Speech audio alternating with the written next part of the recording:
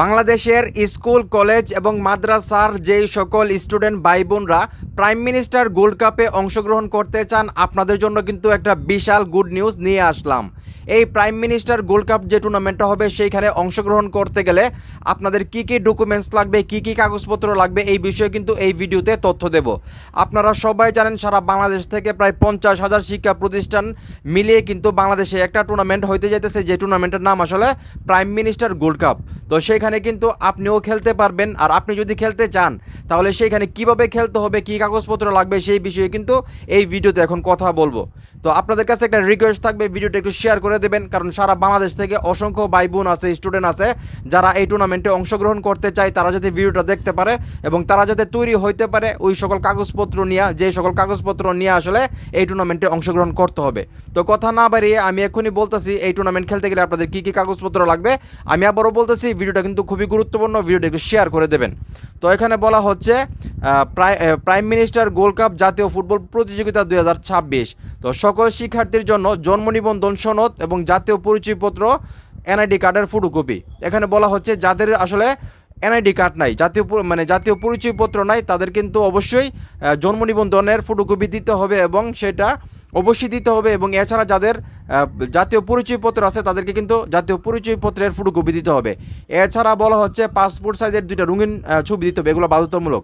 আমি আবারও বলতেছি, যাদের জন্ম নিবন্ধন আছে জন্ম নিবন্ধনের ফটোকপি, যাদের ভোটার আইডি কার্ড আছে ভোটার আইডি কার্ডের ফটোকপি, এবং এগুলোর সঙ্গে কিন্তু অবশ্যই 2 কপি পাসপোর্ট সাইজ রঙিন ছবি দিতে হবে। তো ছবিগুলো কিন্তু অবশ্যই আপনার, এখানে বলা হচ্ছে 6ষ্ঠ শ্রেণীর জন্য প্রতিষ্ঠানের প্রধান কর্তৃক সত্যায়িত করতে হবে। আপনার এই যে জন্ম নিবন্ধন এবং ছবি, সেইগুলো কিন্তু আপনাদের যেই স্কুলের প্রধান আছে তাদের দ্বারা কিন্তু আপনাদেরকে সত্যায়িত করতে হবে। এখানে যদি এবার আমরা দেখি 7ম শ্রেণী এবং 8ম শ্রেণী, এখানে বলা হচ্ছে 6ষ্ঠ শ্রেণীর রেজিস্ট্রেশন কার্ডের অনুলিপি লাগবে। ঠিক আছে, তো এটাও কিন্তু আসলে প্রতিষ্ঠানের প্রধান কর্তৃক সত্যায়িত করতে হবে, মানে অনুলিপিও লাগবে। 6ষ্ঠ শ্রেণীর রেজিস্ট্রেশনের যে কার্ডের ইয়াটা আছে এটাও লাগবে। এবং 9ম এবং 10ম শ্রেণীর জন্য যেটা বলা হচ্ছে জিএসসি জিডিসি রেজিস্ট্রেশন কার্ডের রঙিন কপি। ঠিক আছে, আপনার এখান থেকে 9ম এবং 10ম শ্রেণীর যারা আছে তাদের জন্য কী লাগবে আবারও বলতেছি, জিএসসি জিডিসি রেজিস্ট্রেশন কার্ডের রঙিন কপি, 9ম শ্রেণীর রঙিন অনুলিপি, উভয় কপি, মানে প্রতিষ্ঠানের যে প্রধান আছে ওনাকে দ্বারা সত্যায়িত করতে হবে।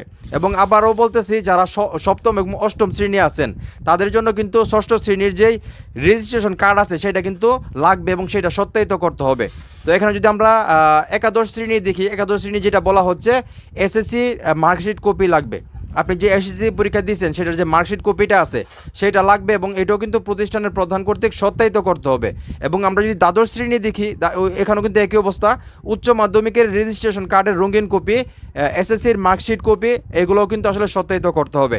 তো এই বিষয়ে কিন্তু অবশ্যই আপনারা স্কুলের যে কর্তৃপক্ষ আছে, প্রধান শিক্ষক আছে, ওনাদের সঙ্গে কথা বলবেন, বা যারা কলেজে পড়েন কলেজের যেই প্রিন্সিপাল আছে ওনাদের সঙ্গে কথা বলবেন। তো এখানে অতিরিক্ত কিছু কাগজপত্র লাগবে, এগুলো আমি আপনাদেরকে বলে রাখি। প্রতিটি দলের একটি গ্রুপ ছবি জমা দিতে হবে।